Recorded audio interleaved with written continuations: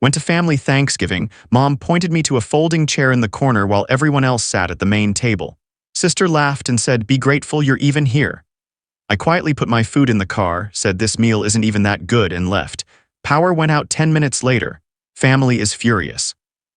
Reddit, I'm still processing what happened yesterday, and I honestly don't know if I'm the asshole here or if my family has completely lost their minds.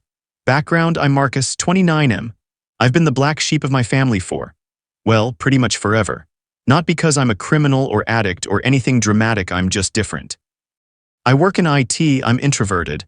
I never got married or had kids like my siblings, and I've always marched to my own drum. My family consists of Mom, 67F, retired teacher. Think she's the family matriarch. Dad, 69M, mostly stays out of drama, but enables Mom, sister Jessica, 32F, married with 2 kids. Mom's golden child brother Ryan, 26M, engaged, works in sales, can do no wrong, various spouses, kids, etc.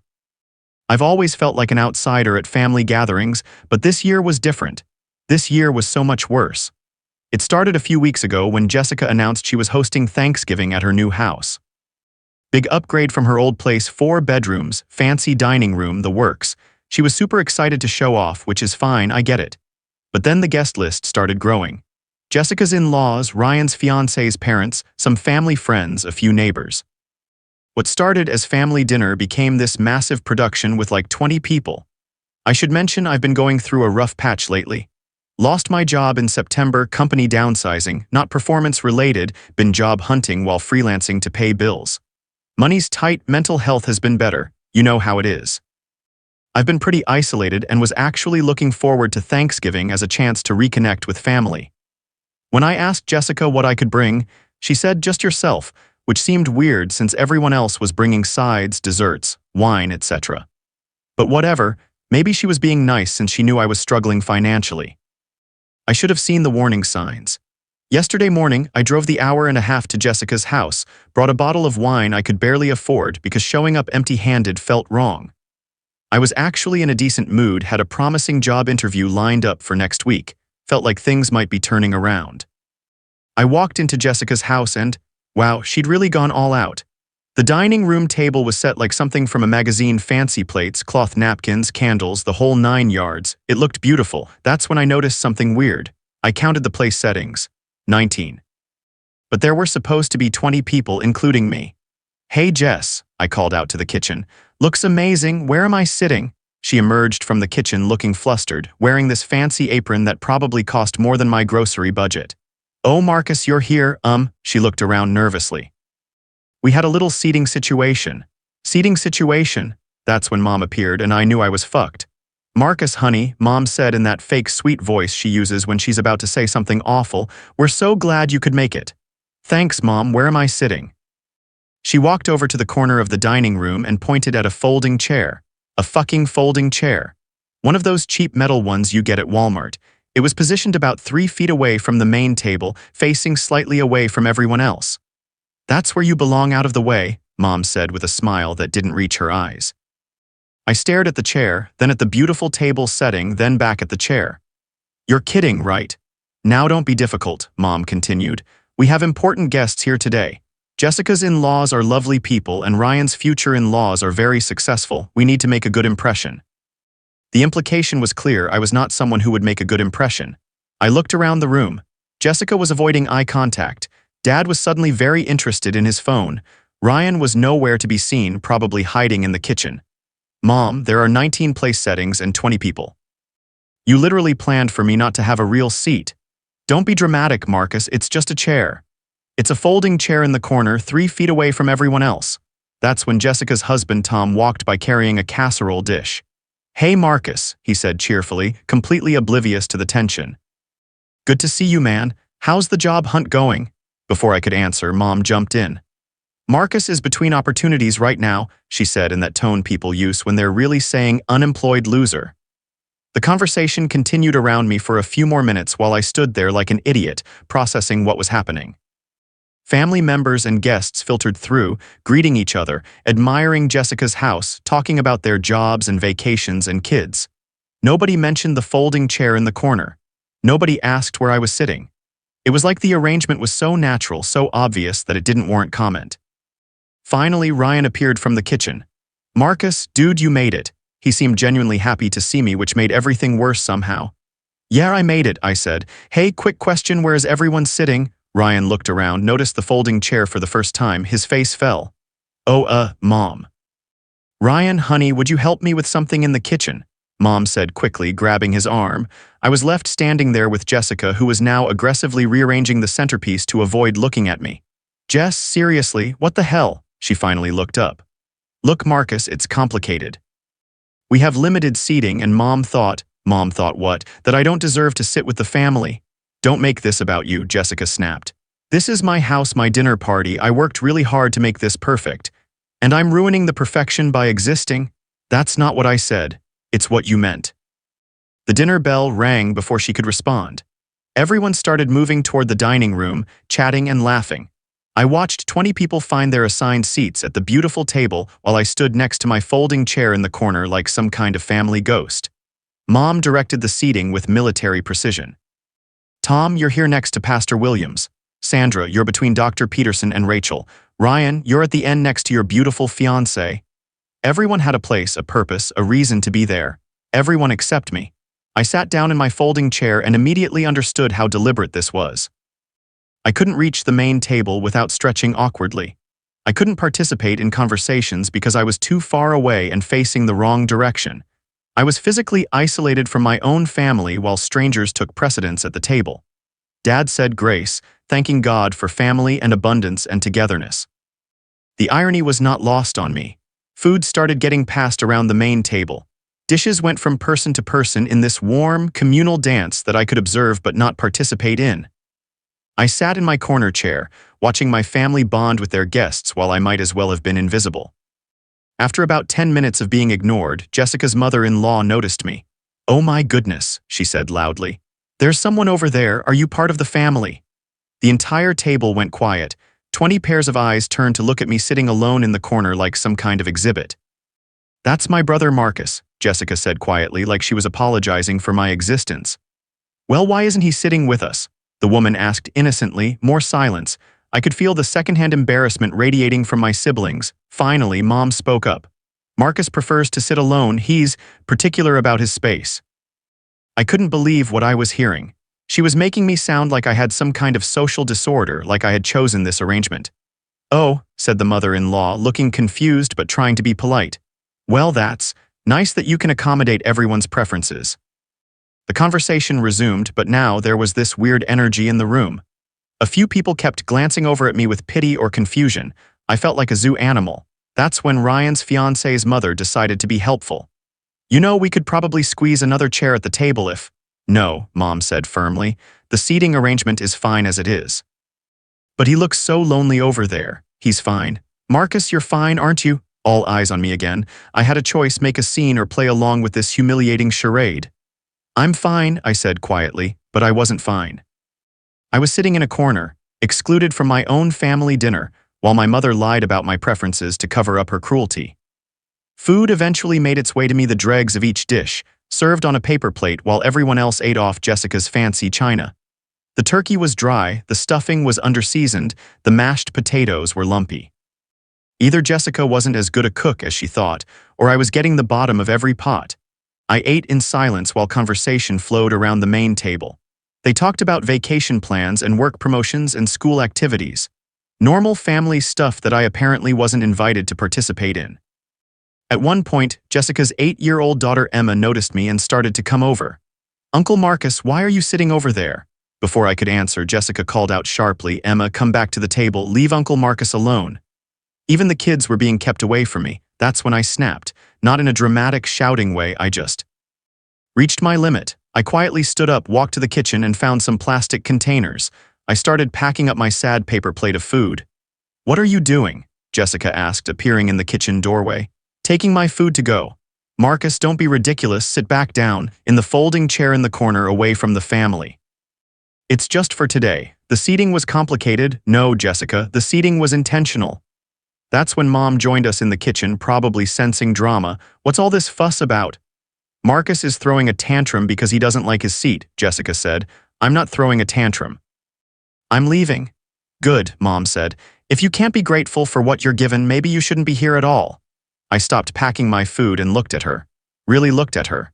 This woman who raised me, who supposedly loved me, who had just told me I shouldn't be at my own family's Thanksgiving dinner. "You're right," I said quietly. "I shouldn't be here." I grabbed my container of food and headed for the door. Behind me, I could hear Jessica hissing at Mom, "Jesus, Mom, he's actually leaving." I was almost to my car when I heard footsteps behind me. It was Ryan. "Marcus, wait, this is fucked up, okay? I didn't know they were going to do this. But you didn't stop it either." I didn't know how. You know how Mom gets." "Yeah, I do know how Mom gets, but I thought my own brother might stick up for me." Ryan looked genuinely upset, but he didn't have an answer for that. I put my food in the car and turned back toward the house. Through the dining room window, I could see everyone still sitting at the beautiful table, probably talking about what a drama queen I was being. "You know what, Ryan?" I called out loudly enough for the sound to carry to the house.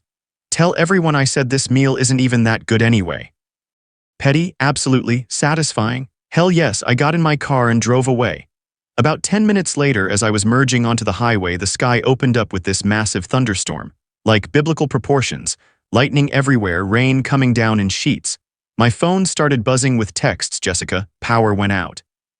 "Thanks a lot, Mom, I hope you're happy." "You ruined Thanksgiving." "Ryan, dude, the power's been out for an hour. Mom's blaming you." Apparently, the storm knocked out electricity to Jessica's whole neighborhood. Her perfect Thanksgiving dinner had to be finished by candlelight and flashlight.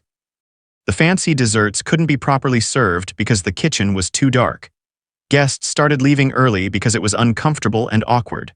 According to Ryan's later texts, Mom spent the evening telling anyone who would listen that this was all my fault.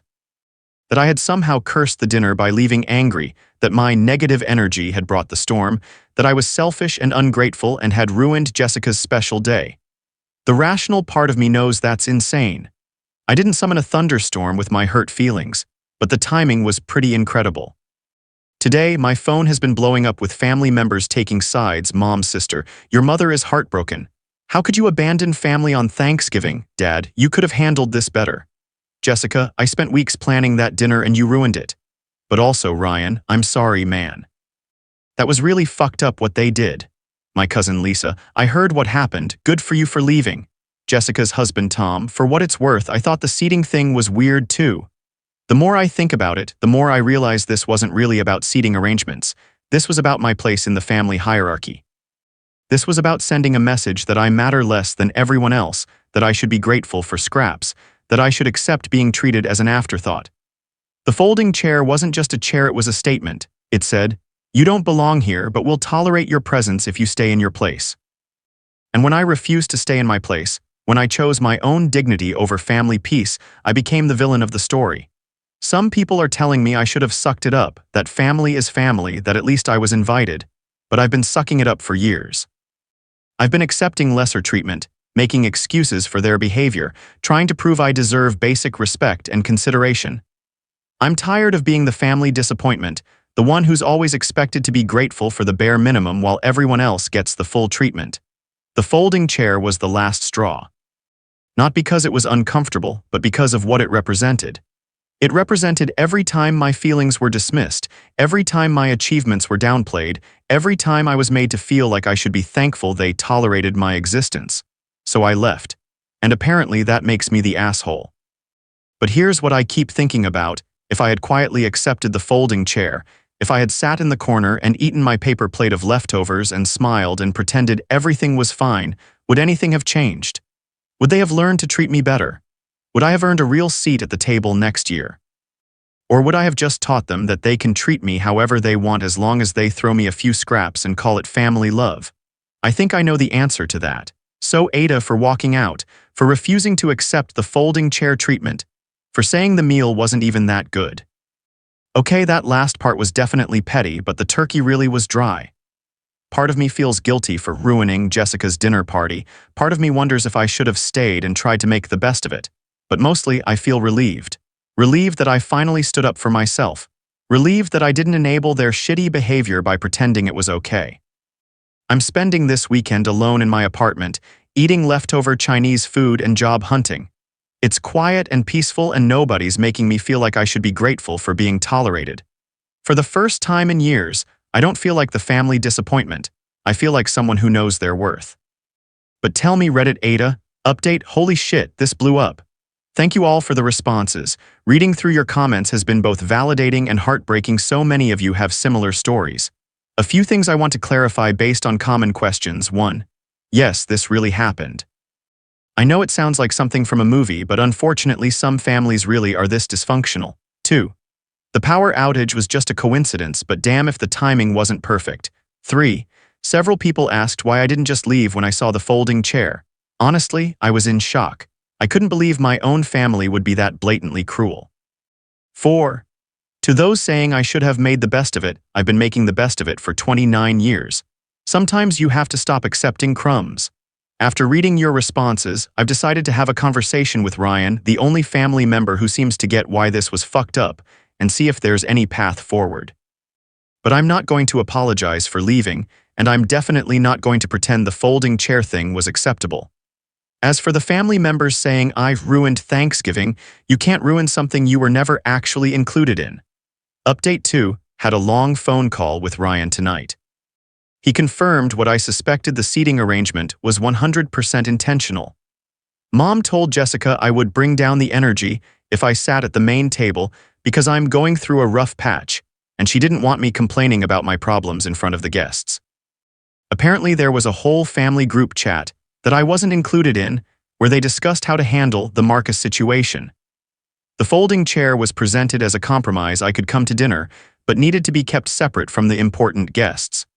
Ryan said he wanted to speak up, but mom guilt tripped him about causing drama at Jessica's special dinner. He's ashamed he didn't say anything and wants to make it right. I told him I appreciate his honesty, but this isn't something he can fix for me. This is about Mom and Jessica treating me like a second-class family member, and until they acknowledge that and genuinely apologize, I'm done with family gatherings. Ryan asked if I'd consider coming to Christmas at his place. I said maybe, but only if it's just immediate family and only if Mom can guarantee she'll treat me with basic respect. No folding chairs, no separate kids' table, no being hidden away from guests like I'm something to be ashamed of. Ball's in their court now. Update 3, Mom called tonight. It didn't go well. She started by saying she was disappointed in how I handled Thanksgiving and that I embarrassed the family by walking out. She said I should have been more mature about the seating situation. I asked her to explain what exactly was mature about deliberately isolating me at my own family dinner. She got defensive and said they were trying to accommodate everyone and that I was being selfish by making it about me. I said, Mom, you literally told me I belonged in the corner away from the family. Her response, well, if you can't handle constructive feedback about your attitude. I hung up. I'm done. This woman will never admit she was wrong, never apologize for treating me like garbage, never acknowledge that her actions were hurtful and cruel. She's rewritten the story in her head where I'm the villain and she's the victim. Jessica texted me after, you made Mom cry. Are you happy now? My response, she made me cry first, for years, but nobody cared about that. I'm going to spend Christmas alone this year and honestly, I'm looking forward to it. Peace and quiet beats folding chairs and family drama any day. Thanks again, Reddit. Your support means more than you know.